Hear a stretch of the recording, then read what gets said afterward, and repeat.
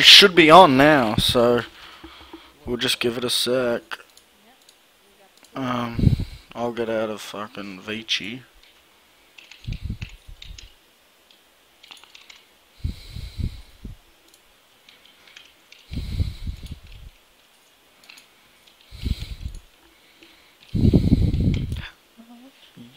Tell me when you're ready. Oh, I'm ready. No, I should fucking move. Fuck. Whatever. You're in the way of shit, but that's fine. Okay, this is the our second podcast, week 2. It's what's the date? Wednesday, the 12th of August. Yes. Good as. Yep, that was a glitch. The OPL finals just on the weekend, so we'll start off talking about a review of what happened in the OPL. Now, I'm not exactly sure what you can see because of the thing. Did you just want to go straight into it, or did you have anything to say, Buzz? Well, we talk about what we talked about last week. We went into it thinking that Chiefs were obviously the better team. I think that Legacy kind of showed that they were a bit better than I gave them credit for, at least. They were definitely really a lot better than I gave them credit for. I thought they'd get I thought they were really good. I feel like Claire did really well in his 1 or 2 weeks of learning support. Choo Choo's came back strong and was always a threat. But yeah, other than that, it was just the Swiffer show. Yes, well, there aren't many series. I actually thought it was Swiper's show. I would have given Swiper MVP. So I think that they did give him MVP, but there was just Swiffer really picked up his play and wasn't as detrimental as he was in the past. He was a very positive member of the team in this series, and he put a lot of pressure on. And other than that, I don't really have much else to say in the whole scheme of every game. But I can talk about specific games. So. No, what did you think about the Atlas, I think it was, said that they thought Claire played support more like a mid laner rather than a true support? Did you notice that, or? There was a bit where his positioning was a bit like, if he was playing Azir or if he was playing AP Ezreal, his positioning would have been really influential, but he just was in the wrong position as a support. And he would often just overestimate his engage. I saw it a couple times on Braum. But yeah, I can definitely agree with the fact that he did play like mid lane. But what can you expect from someone who only had a week to transition, you know? Yeah, I actually thought he was really good, so all up. Yeah, they really held their own in lane. Radier and Ejim are the best lane in Oceania. Yeah. So, and he really held himself up, and they didn't give away a lot of first bloods or whatever. So, you predicted the correct scoreline, I believe, 3-1. Yeah, 3-1. 3-1. I was a bit lucky there. I did always think that Legacy were a chance, and it was only that game that the Chiefs kind of faltered. Even though the Chiefs were 0 to 8 in kills, they were still even. And so it kind of shows just the teamwork level and the their macro shot calling, and how much further ahead it was in the series. Okay, now we'll move on to game 1 then.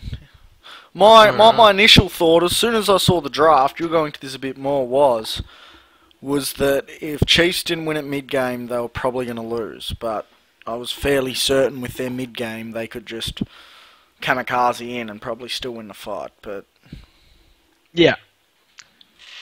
Well, their comp was definitely the comp that was going to win the fights, the dragon fights, and have control. They have the Sivir, which on this patch was still 60% movement speed even at level 6 with her on the hunt. So their comp was just really good, and they took a lot of power away in the way that they drafted. like, for example, they first pick Siva, Yeah. and then in the rotation, Legacy just they pick Braum and Nunu.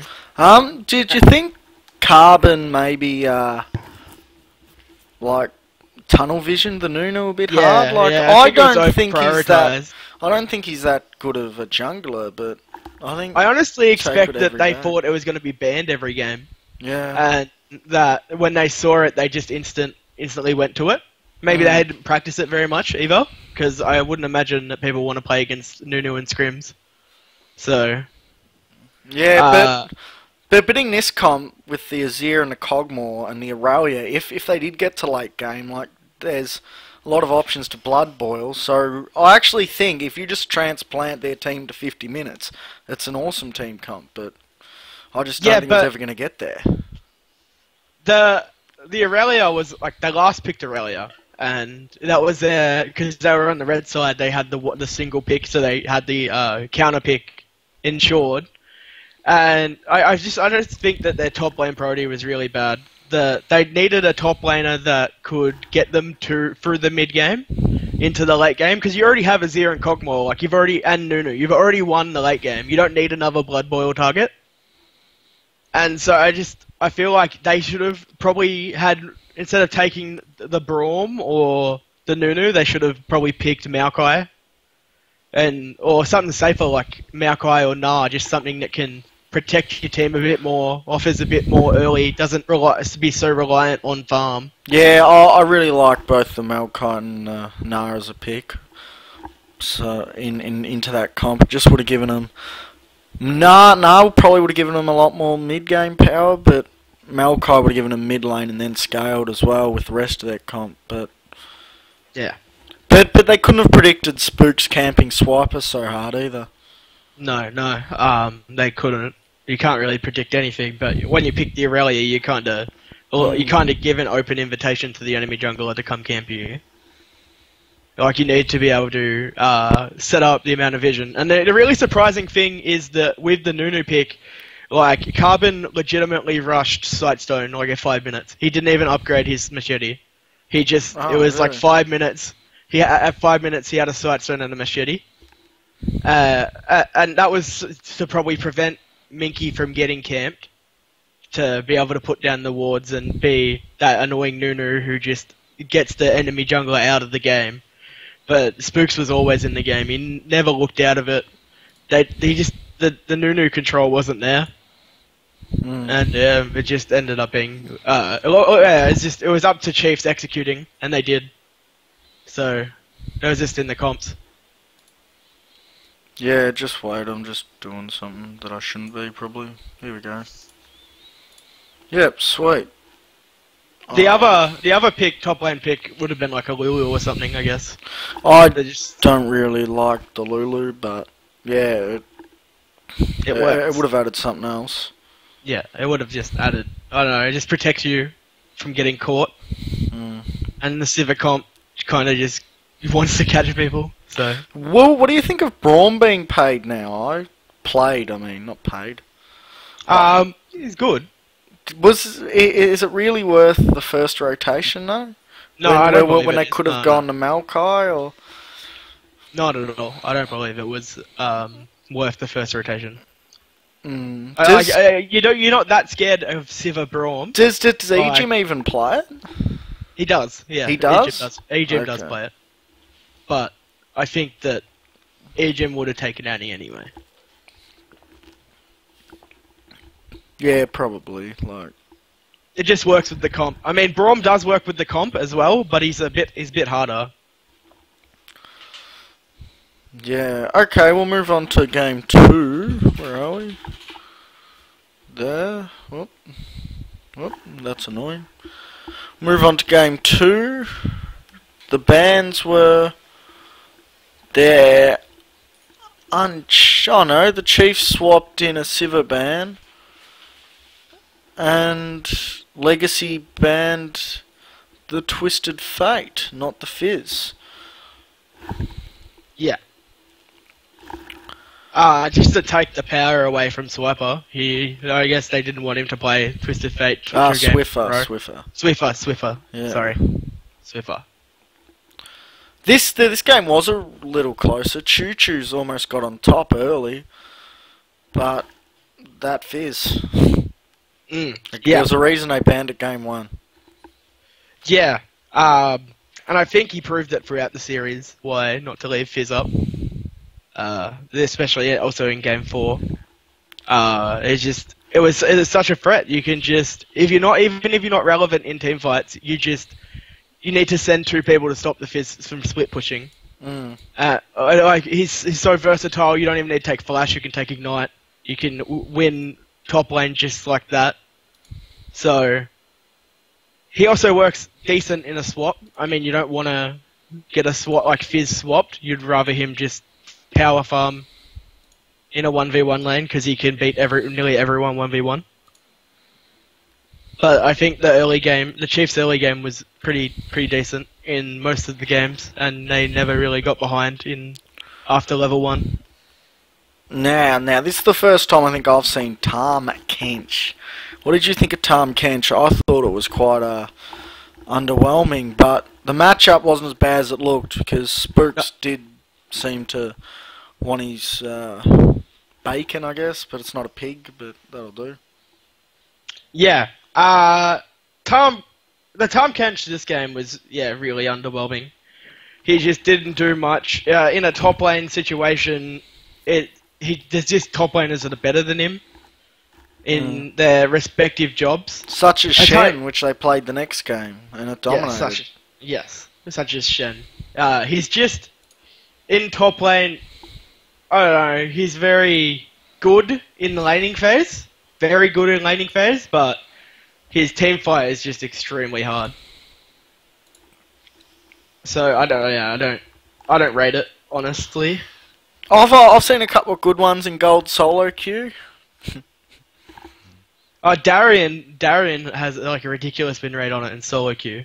What Darian plays isn't really relevant even to him at times. He'll just play anything. But yeah, I saw that. I wish I could play Tahm Kench. I tried to ult and I just went wherever. It really wasn't great. Here's a champion that takes a little bit of practice. Do you know what rotation they took the Nunu again on? Was it their first? They didn't first pick it, did they? No, I don't know. I didn't get the rotations. Okay. I would imagine they probably did. Actually, it was last pick. I remember now. It was last pick. Yeah, okay. and it worked out really well for him. The other random pick is Lissandra. I don't really rate her in the current top lane. Lissandra was mid. Yeah. Sorry, mid lane. I don't rate her I don't rate her anywhere. She's just not. I don't think she's got enough burst to kill someone. She's not meta chicken. Just wait. You're dropping. Okay, continue your thoughts in a sec. No worries. Yeah, but you seem to be better now. I don't know what's going on. Yeah, just talk. You're all good. Yeah, so, I think Victor's a lot stronger on this patch than Lissandra would have been, and it would have been a lot better against the Jace. Victor was banned. Victor was definitely banned. Oh, it was. Okay, I didn't see that.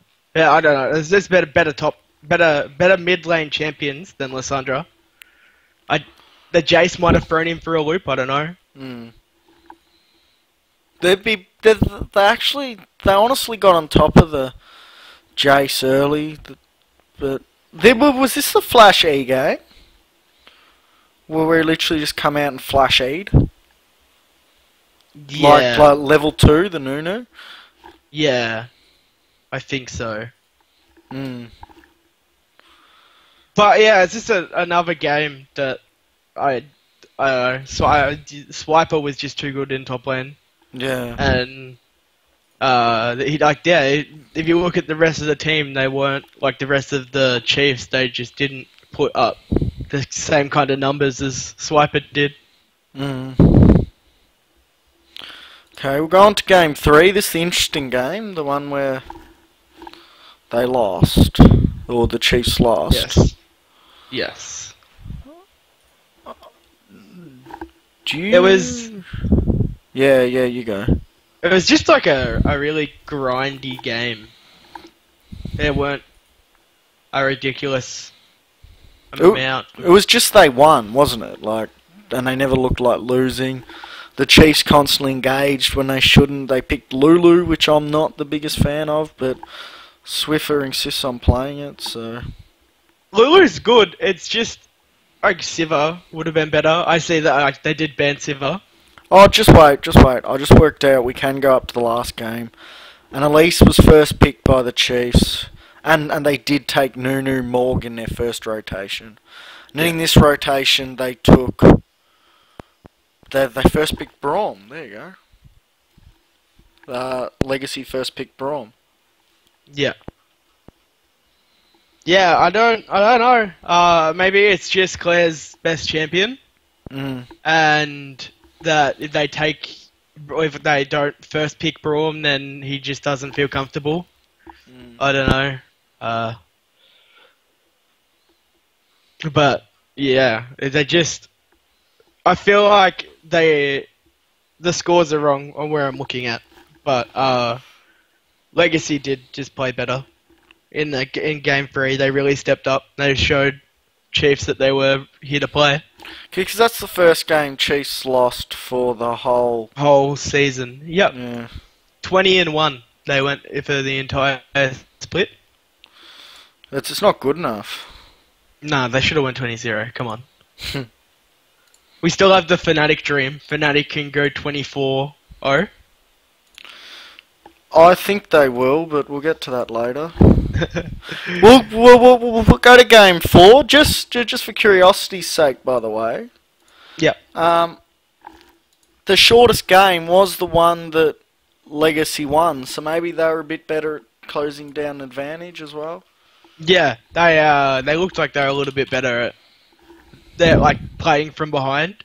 Probably playing from ahead than playing from behind. And that's just with scrim nature in our scene. If you look at NA when it was in a similar spot to where OCE is now, the fact that there isn't a lot of teams out there to scrim at the moment, like not a lot of teams are scrimming. So if Legacy are playing against non-optimal scrim partners and always winning their lanes, then they're not going to get any practice from playing from behind, which they have to do against the Chiefs. And you can imagine Legacy and Chiefs didn't scrim each other at all that week. Nah. Oh, but they also had the Varus, the Lee Sin, and the Corki. They had lots of poke. Braum and Shen, lots of engage. Obviously, Lee Sin's early power and engage. So I guess they had the team comp just to end it, which is what they did, and I thought they did really well. We'll move on to game 4, although... Oh, that Orianna. This game was actually really close till mid-game. Yeah, honestly, I feel like you have to look at Swiper here. Like, his scoreline isn't the best. He's 4-3-2, but the amount of pressure he put on the map single-handedly was absolutely disgusting. He was always split pushing, and he was always threatening an inhib. In past 25 minutes, he was always pushing second tier or inhib turrets, and Legacy just couldn't respond to him. He just kept getting away every time they sent someone there, and that's when the Chiefs would win team fights. They would send someone to deal with Swiper, and then Legacy would just, Chiefs would just pick up a dragon, or they would engage on 2 people at blue buff. So the Tahm Kench didn't blatantly feed this game. So no, the Tahm Kench was actually really, really good in this game. Minky did a lot. He was very clutch in a lot of fights, and he did a ridiculous amount of damage. That W when they eat it, oh my god, that percentage health, it's like 15%. Something I had about this game also is Carbon went Cinderhulk. Okay. Why? I don't know. He just went Cinderhulk. And I said, it's a sad day when you have to go Cinderhulk on Lee Sin. So he's given up on the Nunu, one on the Lee Sin. Did he go Warriors or Cinderhulk in game 3, do you know? Or I don't know. But I know in game 4 for certain he went Cinderhulk. It seems weird, surely Lee Sin, you get him for his early game power and mobility, and you just put all your eggs in that basket. Yeah, you just hope that you gank. successfully. And you just lose a lot of power if you go Cinderhulk. There's just better junglers to go to build Cinderhulk on. Yeah. The other thing was that Echo came out from Spooks. Oh, I love Echo as a champion. He's so Yeah. strong and fun. Echo jungle is just ridiculous. Like the stun is so good. Stun and shield.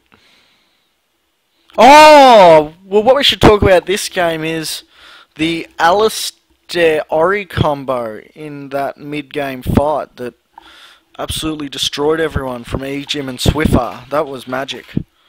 Yeah, they looked like they were gonna like lose that fight. Yeah. Super hard. I thought they were slowly losing the game, and then he just, I think it was Flash W. No, it must have just been WQ on the face check. The ult hits 3 or 4, and just that's the end of that. Yeah, absolutely annihilated them. It was gross. It was Like he got like an instant triple on he hit 4 people. Like, ugh, it gives me shudders. It really does. He just it was just the whole legacy. Legacy just had to hope that they didn't clump. And I guess you compare the way that Swiffer played Orianna this game to how Bjergsen played Orianna in their loss, which we'll talk about more later. Bjergsen was using his ult on single members and like just throwing it out there trying to burst someone, whereas this game where Swiffer's head was turned like on straight and he was always looking for that like the best ulti possible, and yeah, he just turned fights by himself. Team fights that they had no business winning, he was hitting 3 or 4 man shockwaves, and he's really known for his Orianna. Their champion pool's so deep, so they're really, all of them are really hard to ban out, and all of them have champions you should ban on them. So yeah, and yeah, you saw that with Ejim's Alistar, like it was banned every other game, and this game he got it, and he was in the right spots. He died the most times on Chiefs. Can you get me water?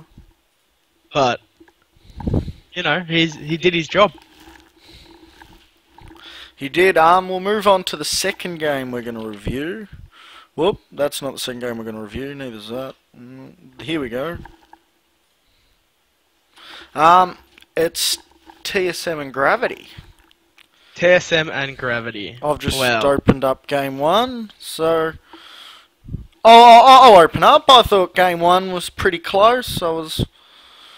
I was actually supporting Gravity. I'm not the biggest TSM fan.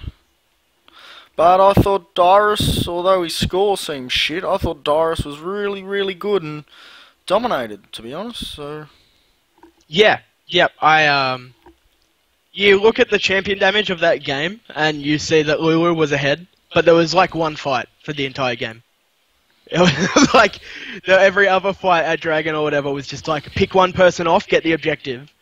And then that last fight was... And it was something that was really liberating to see Wild Turtle flash forward. Because the meme is, every time he flashes forward, he dies, and it's on TSM Legends. But he did an aggressive flash, and it was actually warranted, and they won the game because of the aggressive flash. So... yeah, I've just got the stats up. We'll have a look. Dyrus... damage dealt. Yeah, well, he dealt almost as much as Turtle, more than a Nidalee.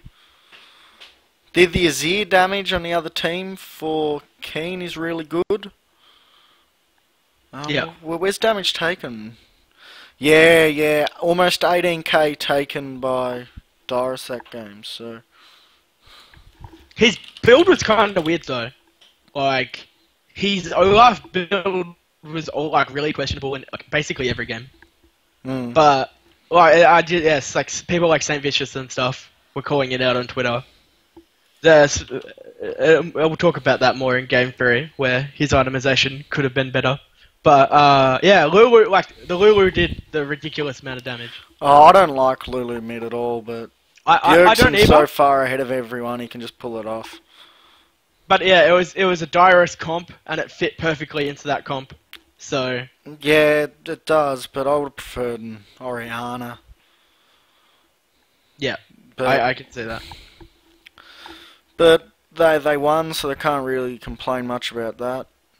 The Shen put a lot of pressure on, but it just doesn't matter. Yeah, Haunter was like super far ahead. And I feel like it's Olaf into Shen. It's kind of like an even matchup. It couldn't go either way. This game was really on move though. Like he played so terribly, honestly. How do you get killed by a mid laner for clearing a pink ward? Like there should be the communication there by now that's saying I'm killing this pink ward. Don't let him go aggressive on me. Or it seems like basic team knowledge that they just didn't have at all. And TSM just played their comp and won. So.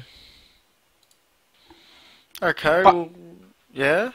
Bunny Fufu is just really scary on Fresh either way though.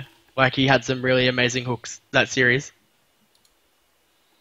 We just had someone in chat suggest that because of Dara stepping up, we didn't need Bjergsen didn't need to play the carries, but which was actually true. He didn't need to, but when you've got the best mid laner, surely. But that's the problem. Is that it's the best. That was their thing. It's just like the meta's shifting into a top focus meta at the moment. We'll just keep ganking mid. We'll just keep giving mid priority. And he's the best mid laner in the league. He's the best NA mid laner. He's the MVP of the league, the superstar. Yes, he is. And the fact that he can play that Lulu, and he didn't require any help from Santorin. It just shows his optimum skill level, really. So. Yeah, well, we'll move on to game 2, which was my favourite game because Gravity won. Move 5-0, the Urgot, Altec dominating. Life was good for Gravity at that stage. Yeah. They were. Altec was a god in all of these games. Like his positioning is so good. I'd love to see him in TSM next year, even though I hate TSM. So we'll just change the org name, but yeah, he'd look really good in. And Keen played a Keen champion, so yeah, and that's like he didn't look like losing lane at all. Like it was like 20 minutes and lane was 0-0-0 against Bjerg. Like if you can do that against Bjerg, then on a champion, it's something to be commended. I feel like TSM were out of the game a lot. Like it was like kind of like a Chiefs thing. Like TSM were, I'm pretty sure 0-8, and they were within a couple K gold. Just because of tower and the way that they controlled the map.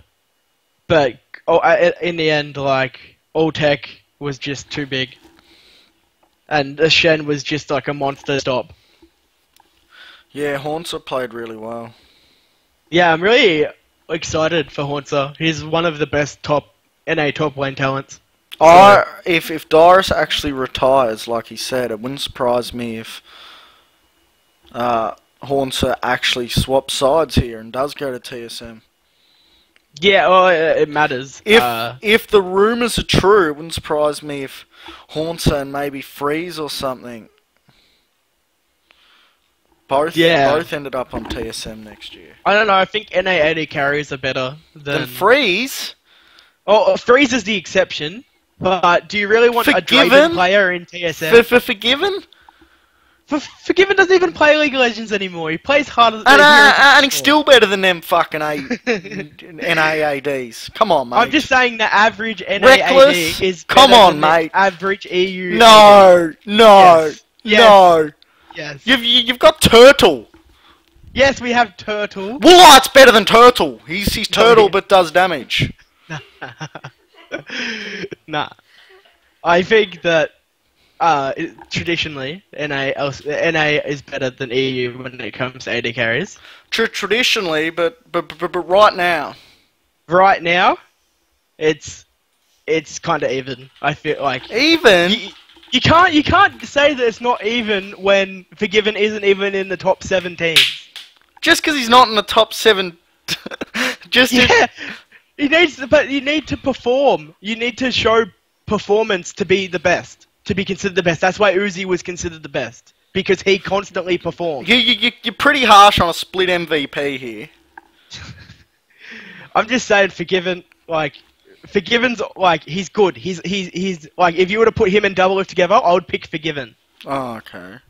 But he's just doesn't like their team didn't meld, and a good AD carry needs a good team. Yeah, I want him to join whichever team Froggen's on. It'll be my dream. I'll go to bed at night happy if that happens. Very happy. Anyways, we'll go on to game 3. Yeah. We'll stop talking about Forgiven and Froggen. Game 3, they picked Ash. Gravity picked Ash. That was just a little scary for me when they had picked Olaf 2 games in a row. And they're like, oh, we're just gonna pick Ash. I don't know why they didn't... I guess Olaf didn't truly kick off score-wise till this game, but he's been carrying the whole time. But you could see that TSM wanted to just, the priority on Olaf was there. They kept picking it in the first or second rotation. You should assume. It's game 3 and they haven't changed comp. Like, their comp's the exact fucking same. You haven't even tried... They've had Nidalee, Olaf... and a utility mid. Surely you'd just make him change it up or adapt to it, like... Yeah, I agree. I think that it was totally an error on Gravity's coaching staff.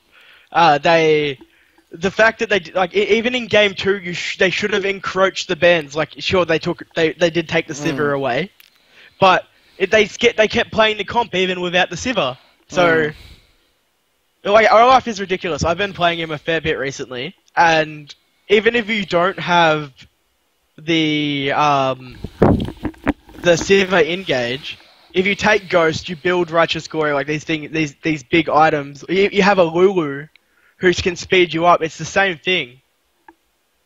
And yeah, I guess they thought if they banned Sivir, then they would be safe from the Olaf. But it wasn't the case. And Dyrus really went off this game. Yeah, Dyrus got the big Bjergsons. Undefeated. When Turtle's getting kills, you know you're on top. Yeah. And yeah, Dyrus got that quadra kill in Dragon Pit this game, and that was really exciting to watch. Like, just this player who was traditionally the best top laner in NA come back and actually be like at the forefront once again. I think at the moment TSM are doing that to their top laner a bit like what CLG did. Like, it changed this series, but just they've let him hang out to dry too much. Like, they forgot he can carry. Yeah, it was the same. Yeah, it's the exact same with Zion Spartan at Dignitas, and he went to Counter Logic Gaming and they let him play carries. So it's the same again. Like, Dyrus has this amazingly deep champion pool. Like, he's been playing for years. He has this innate knowledge that no one else has, and he got to play one of his favorite champions 3 games this series. Yeah. And yeah, he said he completely stole it from Zion. Like, he admitted, he's just like, yeah, Zion was shitting on me in scrim, so we started playing Olaf. We'll move on to game 4, which move fed again. Altec's done alright. Keen's got a Keen champ. And Santorin still doesn't look like he's done anything. Did Santorin do anything? Or was he a walking ward that occasionally got hit a stun? He did. He put a lot of pressure. Even in every game, he did. He ganked top lane. In the last 2 games, it was a lot more apparent because Hauntzer actually died. Okay. He didn't die the other 2 games. Like, the last game, he went 0-5 on Maokai, and then this game, he went 0-3 on Shen. So, there was just a complete lack of kills on Gravity's side. They never looked in it. And TSM always... this game, they just were like, oh, we're going to change comp, but we're just going to pick a stronger comp than we have before. Like, they banned the Olaf. Like, yeah, and it's revolving around the top side of the map. They get Bjergsen and Dyrus ahead and just steamroll. Yeah, and they play Sivir that like they don't care Mm. because Wild Turtle isn't supposed to be the damage dealer on this team. Another big thing is that Lost Boy didn't die this game, and he's often criticized for diving during roams because he just doesn't talk. Yeah. So I just see like a lot of improvements in TSM structure that lets them be successful. And yeah, like in this game, Bjergsen beat Keen on a Keen champ. So Yeah. But Bjergsen's a lot better than Keen. yeah, well he is. Keen's just I don't know how to explain Keen. And It's a very niche player. and just in a chat, top lane focused teams are performing better at the moment. I'd agree. Look at Fnatic and Huni. That's just the perfect example. Yeah, They just Huni will carry. yeah, he will, and Impact. Feminine will carry. Impact will carry. The Hornser will carry. Yeah. Like you have to be able to carry. You have to be bringing 3 carry roles, 3 people in. Everyone has to be able to carry. I don't like the top being able to carry again is going to bring back me clean up AD carries I love so much, but Yeah. But Jinx was already relevant, and she's the best. yeah. No, I was talking about the players. Like, Oh, okay, yeah. I yeah. think if Dyrus carries, Turtles all of a sudden look good again, which is unfortunate, but it happens. Well, Turtle did perform a lot better this game, this series, than he had been in LCS. So I don't know. Like I see why you dislike Turtle because he's so inconsistent during the regular season, but he really turns it on in playoffs, and he's done it again this week. We'll see how he goes against Team Liquid because they're a different barrel of fish to Gravity. But yeah, I think that with Ultek being in the top 3 ADCs and Wild Turtle and Lust Boy being even with them in every lane, it's just something to say there that they are improving. Turtle's a scrub. I know how much you hate Turtle, Damien. Anyways, and we'll move on to the LPL, which is actually going at the moment. Vici Gaming a 2-1 against OMG. OMG just got a game back, so. Oh, I haven't checked it. It's just surprising. They're playing Uzi, aren't they? They are playing Uzi. Yeah, I saw that. Where did I fucking put it? Ah, fuck. I saw that the other week that they brought Uzi back, which was really surprising because there was that whole drama of him like cool hating him or some shit. So yeah, so if you look on the stream now, so it's 2-1 Vici Gaming up on OMG. I think Vici Gaming will close it out personally, but you might have a different idea. Yeah, no, I think Vici is a better team. OMG just has too many issues right now. I'm just shattered that they couldn't find a decent top laner to go with. I just don't get it. So Dandy, no, for Vici, so Dandy could go back to jungle, but yeah. It's alright. Oh, but OMG do have the triple threat. Their triple threat's as good as anyone in the world. Yeah, but the difference is that their team is obviously in turmoil right now. Yeah. Like, it's just everything that's coming out of China, everything that's been on the League subreddit is OMG is in turmoil. There's... Uzi said, like, 3 weeks ago that his parents came and picked him up from the OMG house and took him home. So, I don't know how they convinced him to play. Like, I don't... Yeah. But it is Uzi meta, mate, so money. maybe, like, if Uzi has a big series on Vayne, then maybe they do get through. I don't know. They can get through, and they probably should, but don't know. Whenever you're facing Dandy and Matter, though, you're pushing shit uphill, really. Yeah, no. And then tomorrow, the winner of that will play LGD Gaming to see who goes in the... I'm not even sure what's fucking happening, to be honest, because that says that's quarters, that's semis. But the one thing that's confirmed is tomorrow, the winner of this game will face LGD, my boys. Or me. LGD. That's Flame, Imp. Flames team, yeah. So, yeah. Actually, I'm pretty sure the winner of this game will just go through. And then they battle for seeding, maybe. Because there's 2 spots in the in the thing facing Victus and Snake, and they do play. No, I think they play, but I think they play for seeding, not for. Yeah.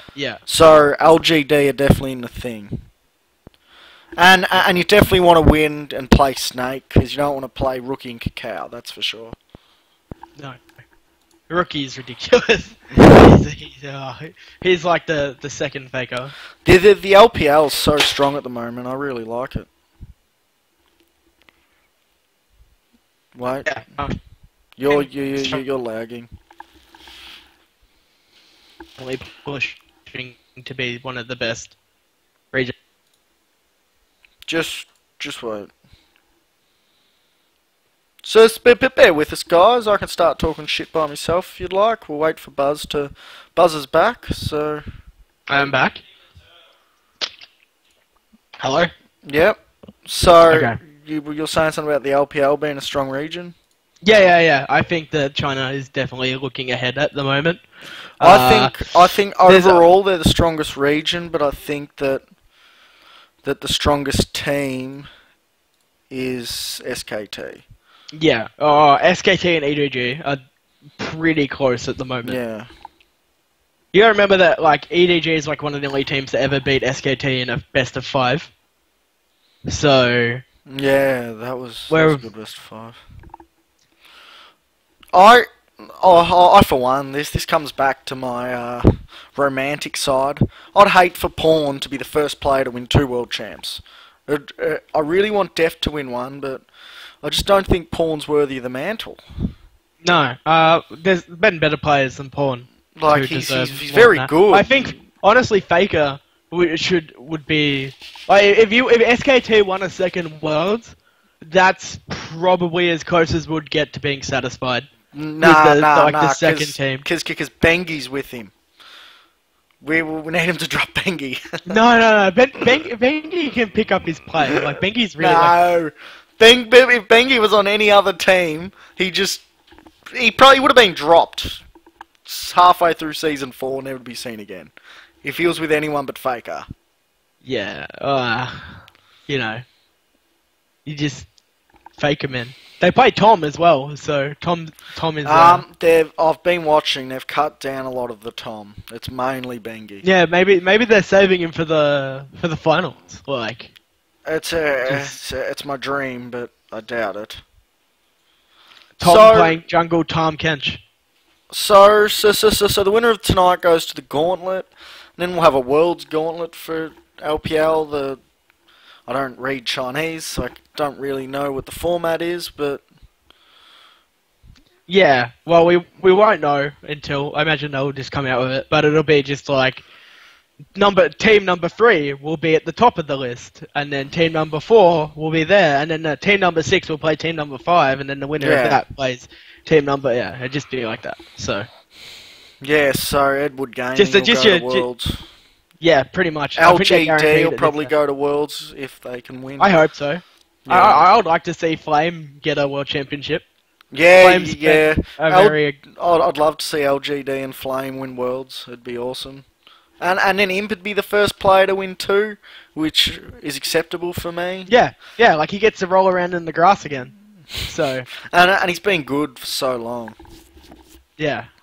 He has been such a good player. He's been a top tier AD carry since they went over, like, the teams went to Korea, like NA and EU teams went to OGN to compete for a season. Yeah.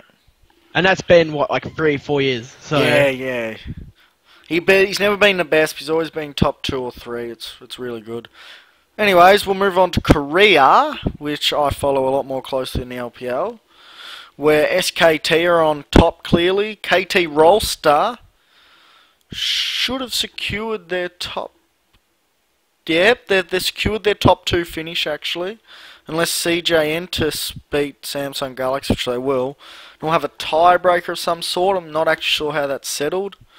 I imagine Yeah, it's going to be just a tiebreaker, probably a best of one. It'll be best of 3 if it's Korea. Oh, yeah, best of 3. Sorry, yeah, it is Korea. Yeah, it's really weird. This has been one of the LCK leagues where teams have been like really random. I would say like just the wins and losses. It's like Samsung Galaxy. The top 4 are like cemented, and then the bottom 4 are like There's a top 6. Top 6, bottom 4. Yeah, top 6, bottom 4. Like it's just that there's such a clear difference there of the skill levels. Yeah, it's the 6 Kesper teams, and Samsung Galaxy's shit for some reason. Speaking of Samsung Galaxy, did you see the roster? Oh, Samsung Galaxy Red. The Samsung Galaxy Red roster that they were planning to send to Europe. Yeah, I did. It was quite a great roster. I remember they had Peekaboo as support. Yeah. I can't remember them all. Huni was mid. Yeah. So that was just interesting. Yeah, they're all there at the moment. So Paragon has had a game for Incredible Miracle. There you go. Remember Winter Fox Paragon? Yeah, like the coach. Yeah, he's winning like the KDA for the year with Incredible Miracle. Are you serious? Have a look. Paragon's like an ex-StarCraft 2 player, right? Nah. Oh, maybe, but he's definitely played OGen. See, if you look on stream now, there's fucking Paragon. There. Oh, you can't see it still. Fucking go in. Paragon. There, right there, Paragon. Yeah. Yeah, I don't know. He seemed like a decent player when he played for Winterfox, so... Come on. Well, he did. There was just a few mistakes that, like, it was obvious he had spent not a lot of time in the game, but if he's refined his play, he could definitely be an LCK. Yeah, AD carry. He's been there before. Yeah, he has been there before. So obviously you think SKT Telecom will win the LCK? Yeah. Especially given the format, which for people that don't know, is a gauntlet, top 1, 2, 3, 4, yeah, so 5. basically, top 5 teams make it, and they all run the gauntlet to get to SKT. Yeah. So, yeah, Team 5 plays Team 4. Team 4, the winner of that plays Team 3. The winner of that plays Team 2. And then the winner of that plays the Grand Finals against SK Telecom. So, how exciting is that? Like, you work all that way, like, say you're the fifth place team. You play 3 best of 3s, and then you automatically have to play SK Telecom. So, I don't know. I just don't see any team running that gauntlet against SKT. And even if they do, they probably just win on circuit points anyway. Okay, so likely the first matchup, we're just assuming that it's not going to change. It might. Ku can jump up or whatever. But the top 5 will be Ku, Nargent, Entus, Rolster, Telecom. And the first game will probably be Ku versus Nargent. That's an interesting one. Nargent with OHQ. Ku just fell off a bit since they lost to the IEM. Yeah, they have. So I don't know. They seem like a team that can kind of come out to play. So they could run the gauntlet. I don't know. I haven't seen much of Nargent, honestly. Nargent are the summer split kings, man. They've got this in the bag. Yeah, traditionally their summer splits haven't actually been excellent at all. But I remember like Nargent Black Sword going to Worlds. Yeah. And they didn't even compete in OGN like the split before Worlds. Because that was when Macnoon got MVP in fucking January, left them. She solo carried him to OGN, left them. And then they end up at Worlds on that result in January, like 8 months and before. they gave the best game to SK Telecom in that series. Actually, in that Worlds, they were one of the only teams to take a game from them. Yeah, it's pretty sad. Really. Their roster's really good. It's just made up of a bunch of old names that have been in OGN for years, like Duke, Watch, Goon. So Yeah, I love Goong. OHQ is probably the best Bangs turned it on, but I reckon OHQ would be the best AD carry in Korea. and Juke's solid. their sub is Kane. Like if you can, Yeah. you can have Kane as like a sub support. Like And Zephyr is your sub AD.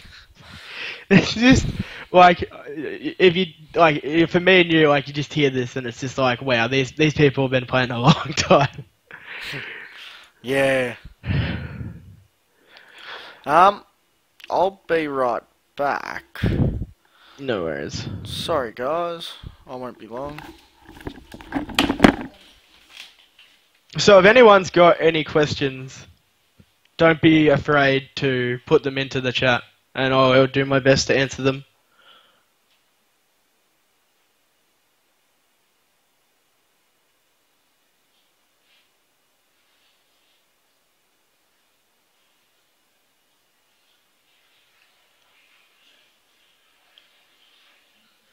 But yeah, I don't know. League of Legends seems like it's in a really great spot at the moment. A lot of regions are doing well, and I'm just excited for esports.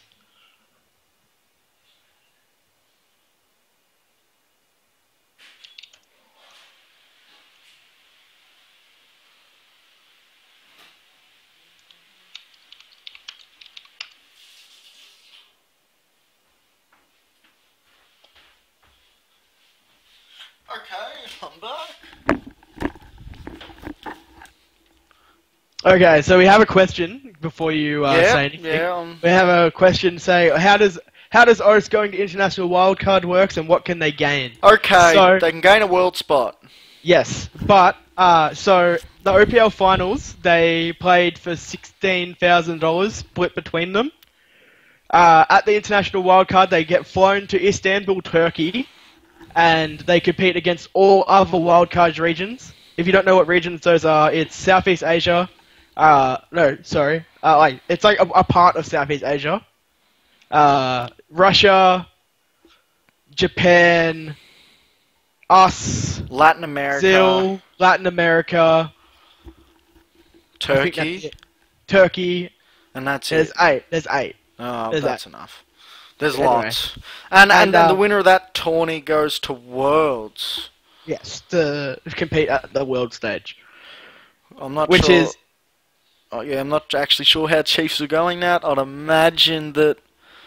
Is it Pain Gaming for Brazil? I'd imagine they'd probably have a good chance, but I'm hoping for Chiefs. I'll be up. yeah. I'll definitely get around them. I think that any of these wildcard regions can bring it out because we've all got the same sort of infrastructure now, except that Brazil and Turkey is actually a little better than ours, unfortunately. So those are the teams we have to work against. You also have to remember that our players will be having jet lag. They're flying Oh, to Turkey, probably within a couple days of the tournament, I would imagine. I'll find out for sure their schedule before we I do a preview, which we will do 1 week. Yeah, well, it's not for another 2 weeks. As it just Okay. the game start on like the 26th, so we still have a Okay. little while. Yeah. So, 2 weeks exactly.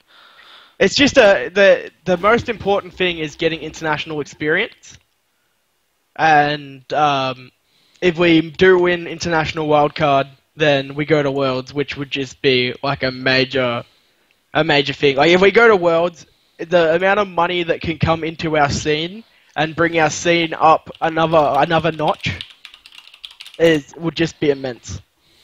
Like the Brazilians and the Turkish have massive soccer clubs sponsoring, like 300, 400-year-old soccer clubs sponsoring League of Legends teams. Yeah. So, like we have some hope. Anyways, but back to Korea. What do you think of Coup and their drop-off? Do you think they'll just fade off into oblivion? I do. I'll be honest, I do. I think their hype's gone. They had their chance to perform at the top, and then they just got knocked off by SKT. Praise, It's kind of the way. Praise, the way of another one of Korea. them quintessential cleanups. Smeb was never a superstar. he- Kuro was awesome. Smeb was good when like Maokai was broken. Yeah, he was. That Cinderhulk patch killed him. Yeah, you really did. So we'll assume they'll just fade off. How about CJ Entus? Because you mean you'd the worst assume team? you'd assume CJ Entus and KT Rolster are basically playing for a world spot. But let's talk about CJ Entus, right? They are this team that just since season 2 is like it gets to this part of the year, they perform well the entire year, gets to this part and they're like, you know what? No, we don't care. no, that was Blaze. Frost almost won World season 2. Yeah, that's what I said, after season 2. So like, starting at season 3. They've just been this team that just keeps falling off. They haven't changed players. No, it's been weird. Like Ambition was their old mid laner, and now he's a jungler. Hey, Ambition was the best mid in the world for a while. He was the best mid laner in the world. I do remember that. He played Anivia, and it was amazing. And he had Flame. Yeah, they have Shy now. Shy's... obviously, CJ Entus had the best 2 top laners in Korea for the longest time. Yeah, they did. Shy's a dominatrix, no worries. Ambition, he's been a solid jungler. He's been alright. Their whole team's promised a lot. They've done alright. They've played good games. They've played bad games. Coco's not mid, is he? Yeah, he is. He is mid. Yep. Coco. Oh. And the other jungler that they use is Trick. They sub in Trick. They do sub in Trick. So. Okay, yeah, I wasn't really. They also they have a support sub on here, but I'm not going to mention him because he's played 1 game and he's got a 0.5 KDA. So I don't think Mad Life's in any danger of being. God Life is never in danger. No. I really wish Shy, Ryu, and Mad Life had come to NA and cleaned up. Yeah. Well, there's still the chance, right? Like, if Shy doesn't make it to World, like, what's the point of staying in Korea? TSM, anyone? Maybe, like, Lust Boy and Centauran become American next split, so... I'm getting distracted here, but how about Cloud9? Cloud9 have 2 open spots. They've got a good mid laner. They got High. They got Sneaky. Do you really want to go High though? Like, could we shuffling Shy? No. No. It's not the same as putting him into TSM. You put him into TSM and the infrastructure for Koreans is already there. They already have Loco Doco who speaks Korean. They already have Lust Boy who speaks Korean. You could put him into TDK. You could put him into TDK gone. Yeah, I know, but you could. I'm saying, like, you can put him in there because he's Korean. Yeah. But like, if you put Cloud9 has to invest a lot more to put a foreign language speaking person into their team because they don't have the infrastructure there at the moment. If Shy wants to play for you, you fucking find the do you say no? infrastructure. Yeah, that's the question. You find the infrastructure. Yeah, you get that person, the one who can speak Korean. Yeah. Okay, and KT Rolster, who are really the buzz team outside of SKT at the moment, with their Someday, who's actually become my favourite top laner since Flame. And then they've got Nagni, Peekaboo, I've always rated. I'm really happy to see him playing well and on a good team. I've always rated Nagni as well, ever since he came out on that Season 3 Worlds and performed at that level. The KT roster just have like the most solid team that isn't SKT. yeah, they do. They don't have a weakness. They've got the best top lane and split MVP, may I add? Yeah. And they have Arrow, who's played forever, and he's just so safe. Yeah, he's not a clean up AD, so he gets ticks there. And I love Peekaboo. Yeah, Peekaboo's very good. I still think he should never have left SKT, but Yeah, he's better than Wolf, surely. Yeah, definitely. SKT's one mistake has been Bengi and Wolf, and they've just got away with it because their mid laner's like, I want to win now. Yeah. We'll move on to the western regions now. The interesting regions. Wow. I'm kidding. It's a joke. Wait. There we go. We've already talked about Gravity and Solo mid. Team Dig got whammed up against a wall by Team Impulse. Never looked like winning a game. So, Like, I thought Gate was gonna be like not a good mid laner. I told you Gate was looking good, mate. Yes, I know. I ate my words. Gate is a very good mid laner, and I think he's LCS tier. So I thought he was an absolute scrub when I saw him in the Challenger Series. Thought he was no one. Barely took notice of him. And then once I started watching Impulse, I was like, wow, they're losing while we're on the nothing topic from of Impulse, I don't reckon they're losing anything with Wei Zhao going bye-byes. let's just talk about that, right? So Zhao, the ban was given out today. Yeah, 7 He was months. been given six months for elo boosting, and 1 month for trying to sell his Riot bound account. No. So, like, you're out of the game for 7 months. It's been proven by people like I Will Dominate and stuff that you can stay out of the game for that long. The question is, does he come back, or does he just keep elo boosting and making money in China? I don't reckon he comes back. I think if he comes back, he might be on like an LSPL team or something. Yeah, But yeah. I just... But even then, 7 like, months. 7 months. and it's It's a such a long hard time frame as well, because it'll be halfway through a split when he can't, halfway through the next year. Will it? Will it be summer split? Oh no, I think- no, no. it'll be halfway. It'll be alright for him. Yeah, He might almost catch half the spring split if he really wanted to. I don't know. I think that by the time he comes back, Team Impulse are just so happy with Gate that they don't want him back. Oh no, I don't think he comes back to Team Impulse. No way. But the contract is still there. So just because you get banned doesn't mean the contract just disappears. Yeah. And Team Impulse have CLG. Yes. Well, what do you think about that, you personally? My first thing. I think CLG are gonna choke and get walloped. Whoa. Oh! Oh! That's a hefty call, my friend. 3-1. They'll get absolutely walloped.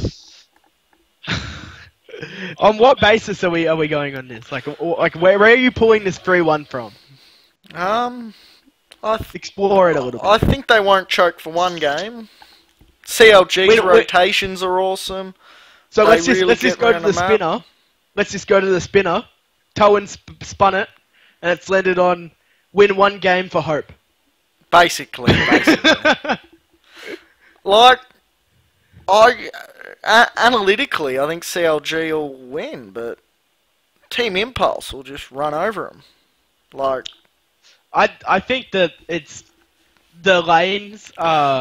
So when CLG wins a lot of their games from Zion just being better, which but is not. Zion is not better than Impact. No, I'll take Like, Impact. no, not at all. Not at all. Pobelter wins his lane by his champ pool and his skill. I think Pobelter has the lane over Gate. Pobelter also got smashed by Alex Ich in the last big series he played. So there could be nerve issues with Pobelter. There could be, but it's been a long time, and he's not playing. He's playing against Gate, not Alex Ich. So. Hey, I'm a newly born Gate fan, mate. Settle. But in the bot lane, I think that there's not even a choice. Like in bot lane, you expect Double F Nafamu to win every time. Adrian against Wiz Fusion. Against Apollo, yes. Oh, I still think of him as Wiz Fusion in my head. Yeah, so do I. Wiz Fusion. It's a way better name. Why would you go from Wiz Fusion to Apollo? Well, why wouldn't you just take We're asking Apollo the real in the questions first here. place?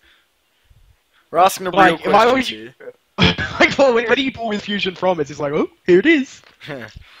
And then end up with Apollo. Like, come on. Yeah, but anyway, I just don't rate him at all. I think Adrian's a really good Oh, support, I think but he's I don't average. I don't rate Apollo. He's just a mid tier LCS. Like, yeah. I don't know.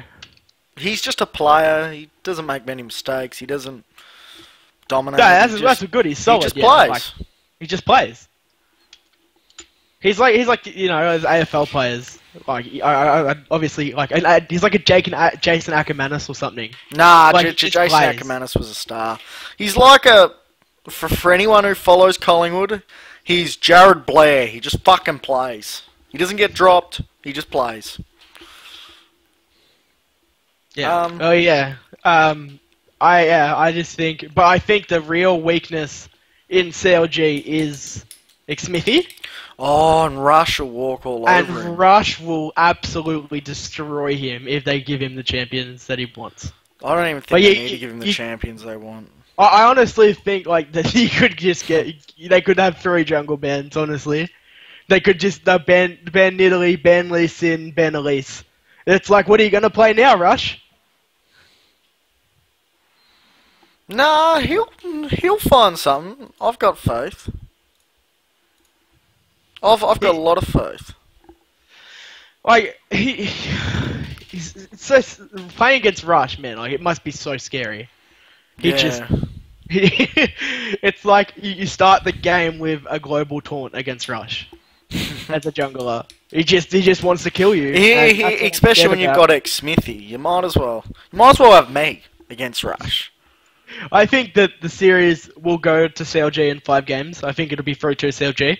Yeah, I'm standing by my 3-1 impulse.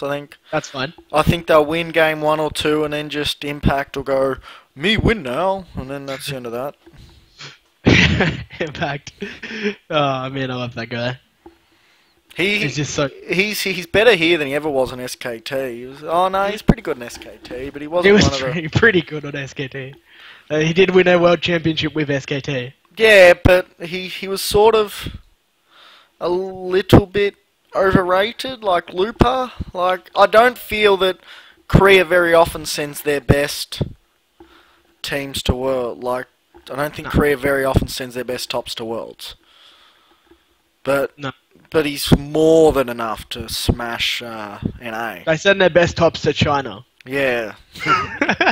Did you know Save got dropped from an LSPL team? I was watching the What? other night. Save played game 1, did all right, and then he got dropped. What a beast. And they lost the game with Save, went like 0-6.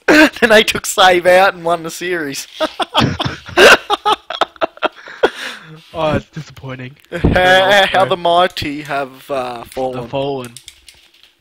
And the other game we have for NA, if you're done with all, if you haven't got any more points, is Team Liquid. Oh, sorry, go. Po Belter's gonna choke. Just that's all. Keep going. Team Liquid versus Team Solo Mid. This is the one game everyone of the wants week. to see. Yeah. This is the game of the week. If you're not watching this game, then there's something wrong with you. I don't think it's the best quality game of the week, but I think it's the most. I think it's what you have to exciting. watch. Yeah. They it's going to be a big series. It's the way that TSM played in their best of 5 against Gravity really puts them kind of not at a massive disadvantage because they played probably about like 14 picks and they were all in the same comp. So I don't think it'll work against. no, Team Liquid, I think they never planned to use it against Liquid. Like we've seen one comp against a struggling Gravity. I think that's what you have to still run over the top. That's why I said it was you're not losing a lot of information because they only played the one comp. So it just matters how many comps that TSM have actually prepared. Yeah. But Liquid just had the potential for Phoenix to go off and get a 1v4. And You're overrating Phoenix again. No. Phoenix. He's pretty good. Yeah, clean up. He's a clean up. Quas is another person who they just have a lot of players who have the X factor. Yeah. Quas is he'd be probably the best top outside Impact. Maybe Hornsar. He'd be up there anyway. Yeah, he's definitely in top 4 with Hornsar, Dyrus, and Impact. And Zion, so top 5, sorry. Yeah. Special's still dominating. Piglet's a world champion. Yeah, Piglet's Piglet. But now I look back on him, I'm not sure the team is as good as, say... Well, it looks like, I honestly think they might have bloomed a week early. 2 weeks early. Well, no one's been at the top for very long in NA, so... No. It seems like someone gets to the top and then the next top team has figured out the strat that counters that strat. And then... Yeah. Yeah, I don't know. Honestly, I don't have much to say about this match. Like, it's so hard to even think about what's going to happen. It's the number one team on the standings versus the traditional number one. The number one team, yeah. I just want this like tournament, this NA tournament to end, so I can see how Cloud9 goes in the gauntlet. Yeah, that's all I care about. Oh, I can't wait. The first gauntlet's revealed: Gravity versus C9. Yeah, it is. So, Gravity or it's going to be C9? interesting. I think C9 has it. I think Gravity's pretty demoralized right now. A lot of the Gravity players said that their chance to going to Worlds was from this tournament, and they had to perform well, and they didn't. And it's a lot harder for them to get to Worlds now. Yeah, I'm not sure. Yeah, they almost seem defeated, I think. You disagree, but Monte Cristo agrees with me that Keen's champion pool and what he plays can be lacking. No, I think it's just, it can be detrimental to his team. He just doesn't play enough of the standard. It's like, like Bjergsen knows Ari. Yeah. And you go to Keen, it's like, oh, do you know how to play Ari? He's like, no, but I know how to play Jarvan. It's like, I don't know. Yeah, but I think Liquid will win. I honestly do. I think TSM will collapse around Bjergsen, and Bjergsen won't be able to carry. But I think TSM's still the best of 5 team. Really? Yeah, you said that last week. I said that last week. I'll stand by that. And yeah, I think he can't be the best of 5 team with Turtle in a strong region. Come on, mate. It's not a strong region. Chiefs would run through this fucking these finals. I mean, I put Radio in instead of Turtle, and we're talking. Sadly, yeah. Nah, I don't think Turtle's that bad. I do. I know you do. I know you do. Don't worry. Piglet. I like Piglet. I'm hoping Piglet just solo carries on Vayne or something. It'll be good. Yeah, well, he can. Like Vayne, that's Vayne's meta at the moment. So, yeah. But it's slowly like the window where Vayne's meta is kind of weird because the tank top lane meta's gone. Yeah, it is. And the assassin meta's coming in, and once the assassin meta comes in, then Vayne is kind of like, oh, fuck. Like if you can just get executed by, well, I mean, like you can get deleted by a top laner or a mid laner, like 2 different players, then Vayne just doesn't perform. Oh, I hate Vayne as a champion. If you're a Vayne main, please stop watching this stream. I'm not interested in ya. I'm joking, but in general, Vayne mains just aren't the kind of people you want to talk to. No. And Piglet's got a lot of Vayne main in him too. A lot of he does. Vayne main. The Vayne mains have a lot of arrogance going through. A lot of arrogance. They just want to fight. They just want to split push. They just want to do nothing for their team. They want to double lift. They just want to farm. Alright, so we talked about NA now. We'll talk about Damien's favourite region. It's the European LCS. Yep. What happened in the European LCS this week, Damo? Giants got gutter stomped as predicted. Yes, they did. That was good. Pepinero didn't win a game. So, and the Unicorns of Love won in 5 against Roccat, against our predictions of a 3-2 to Roccat. This is how I feel to this game. Like this best of 5. It was so disgusting. I didn't watch it.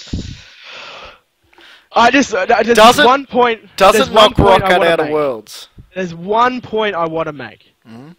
Roccat, Nuke Duck had 2,500 gold, and was sitting in base.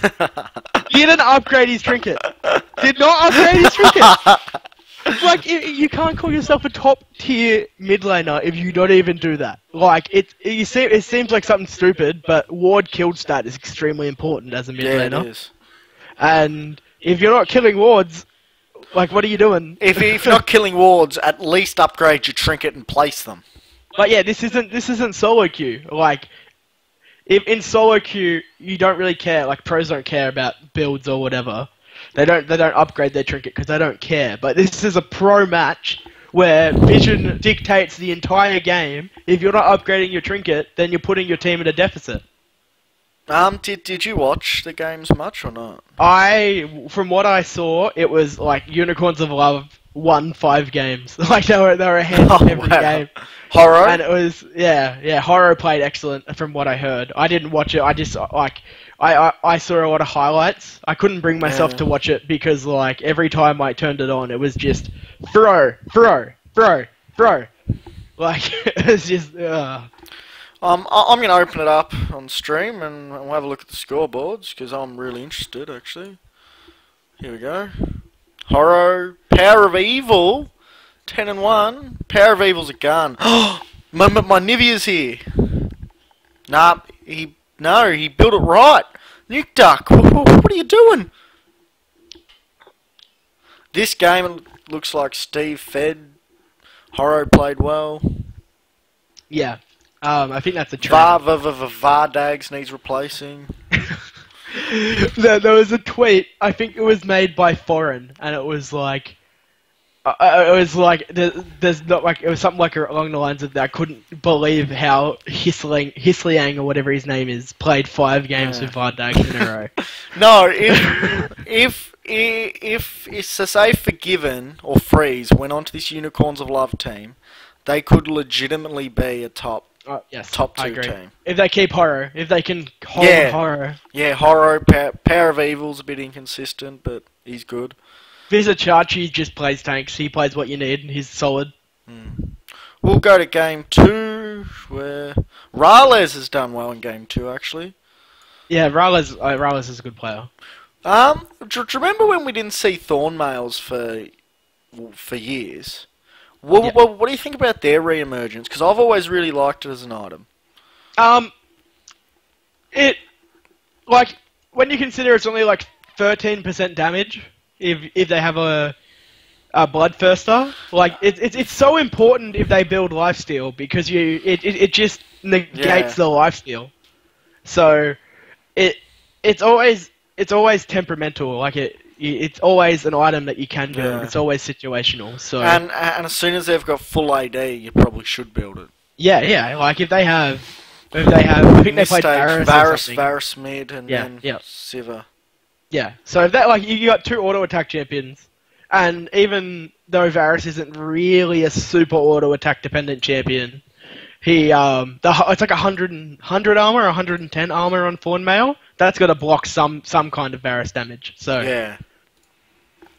Well, we'll go to game 3 where Roccat start turning it around. 6-1 on Rales, 3-0 on Vander, 5-2 on Yankos. I really wish I watched these games, or from what you're saying, I probably don't. But yeah, like, from what I heard, like, I didn't watch all of it. Like I heard they were disgraceful. I heard they were like just terrible games. Like, they weren't enjoyable to watch at all. But I don't know. But they move on to face Fnatic. Unicorns Alive move on to face Fnatic. And that's just death. Or, like, start writing the tombstone now. Rip Unicorns of Love 0-3 to Fnatic. Yeah, I agree. Just one more thing. Power of Evil has played Orianna, but he didn't go his attack speed build. Well, it's not a meta anymore. It's not the Cinderhulk patch. Oh, so it was with the... Okay. It's not the Smite patch. Yeah, it's not the Ringblade patch. Oh, okay, that makes sense. Yeah. I mean, the Orianna attack speed build's still kind of good, but it's, once again, situational.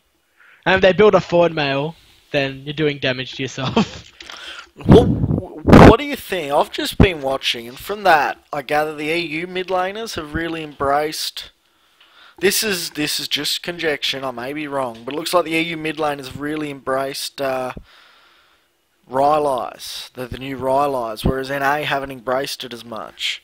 I've embracing solo queue. I love it. I love a bit of extra health. It gives massive damage now, and I think it's really good. But I think it's good too, but I find it like a lot of mid laners kind of build the same way the entire way of their career. yeah, Like if a mid laner likes rushing Zhonya's, he's gonna go Zhonya's instead of Rylai's. But in a lot of situations now, Rylai's is better than Zhonya's. So I don't know. I think that NA needs to, if you wanted to go well at Worlds, you're gonna have to utilize it. Do you think Vardags will get a kill against Fnatic?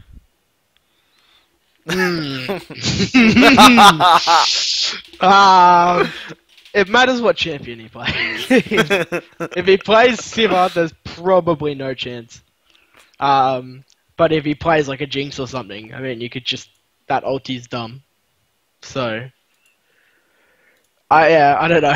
I feel like I can say something for certain though. Reckless will have a lot more kills than Vardags will, by comparison. Oh, I'd agree with that. So, did you think Unicorns of Love win any matchup? Jungle, maybe? They might have jungle. Reignover's overrated. Nah. Not at all. Nah. I think that that's the closest matchup. I think the closest matchup is mid lane. Yeah. I think that Febiven is decent. Yeah, and I think Power of Evil is good. They're probably the two of the top 4 mid laners in the LCS.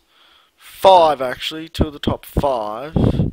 There's definite top 5 in my head. I know who I rate number 1, but I don't know. Froggen, for Froggen's number 1. He is, mate. Okay. The damage stats, mate. The damage stats, the gold stats, they speak for themselves, mate. The best. He's definitely the best laner. He's definitely the best laner. The best European mid laner is Bjergsen. Nah. Bjergsen loses to Febiven. Yeah, but so does Froggen. No, he doesn't. He can. He can, but not like 4 times in a row. Yeah, but how many times have TSM played Fnatic since Febiven's been there? Not very often. I think twice. Yeah. I don't know. It's hard to judge until they go to Worlds. And now, skill-wise, the game of the week, which is Origin and H2K. Initial thoughts on the rotations versus the laning? I don't know, man. I think Niels is going to play very well. I think Origin is just going to play very well. I think this is going to be the closest series of the week. I think it's definitely probably going to 5 games. Yeah. And then H2K has this resurgence behind them now. Like, they just went 3-0, they just smashed Giants. They're like, man, we can do this. Origin are the anti-CLG in my books. They're the ones that show up regardless. Although Mithy has been known for choke king, I'll say it. I don't care. Hi, Mithy. You've been known to choke, and Niels is untested. Yeah. Amazing. That's the worry. Amazing's amazing. Amazing's been fine. Amazing. Yep. Something about EU definitely suits Amazing. He could be happier at home. Yeah, I'm not really sure. We don't know. And Xpeke has really flourished this season. Soaz. They're both just from their Fnatic days. They're solid as shit. Xpeke's a bit more controlling mid than, or not controlling mid. He's a bit more aggressive than Froggen, so he can carry a bit, or not carry harder. He more obviously carries and doesn't so much rely on out farming them, so it's a bit more flashy. Yeah. You can actually gain bigger advantages as a team off it, so... Yeah. But against Rue, he's up against a a stern. It's just I don't know. Like I honestly don't. This team have been neck and neck the You entire can't just season. say, I don't know, mate. I want predictions. I don't know, man. Like I can't. Like my heart tells me Origin, Really? but my brain tells me H2K. So I just Kasing just has this level of. He just raises them. Origin will run the gauntlet. Yeah, I agree. If they get put into the gauntlet, they will make the run. They will climb the gauntlet. There is an outside chance. The Unicorn, I think, will guarantee second spot unless H2K win this. Okay. I think. I'm not 100% certain, but H2K come third last time, didn't they? I believe so. So that's 50 points. And Unicorns of Love are on 70. If H2K and Unicorns of Love play in that third place playoff, I reckon it's for Worlds. Yeah, it could very well be for Worlds. Yeah, I don't know. I don't know how many points fourth place is worth. So I'll just have a look. It's worth looking up. Because if Origin win, not saying that they will beat Fnatic. Yeah. If Origin make that entire, they auto qualify for Worlds, and then Fnatic get in on points. So I'll drag it across so everyone can see.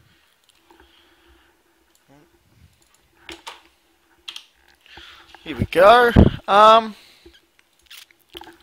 So 70 and 50. Yeah. The battle for third place will be if UOL lose, they then have to beat. It's a tie. Yeah, actually, the only way UOL can make Worlds without running the gauntlet is by beating H2K or Fnatic. Yeah. So yeah, I don't know. They could, and if Unicorns of Love went from Europe, I wouldn't be that mad. I think they're a pretty good team at the moment. So I wouldn't be stoked, but they deserve it. Yeah, they do. If they make the gauntlet from here, they've deserved it. But I wouldn't be thrilled. Like, I can't be thrilled any time Vardags goes to Worlds. Come on, mate. Vardags, man. This is the joke. Anyway, I think that's it. Yeah. You got anything else you want to go over? I'll ask if there's any questions.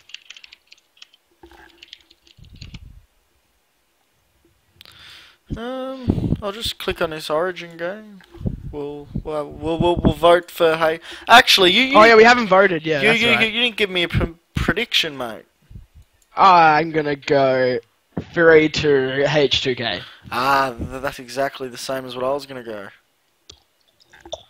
Yeah, I'll jump on the H2K bandwagon. I'll go there. Yeah, Kasing is good. Kasing's like the Yellow Star that isn't Yellow Star. Yeah, Kasing's like the closest thing to Yellow Star.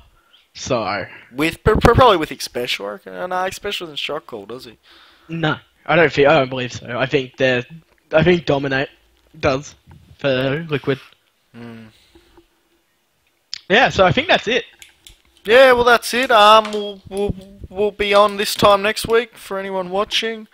I'm gonna start uploading the podcast to YouTube, so this should be on there in, I don't know, probably hopefully by the morning. I'll probably upload it when I go to bed. Enjoy. Thank you very much if you've been watching.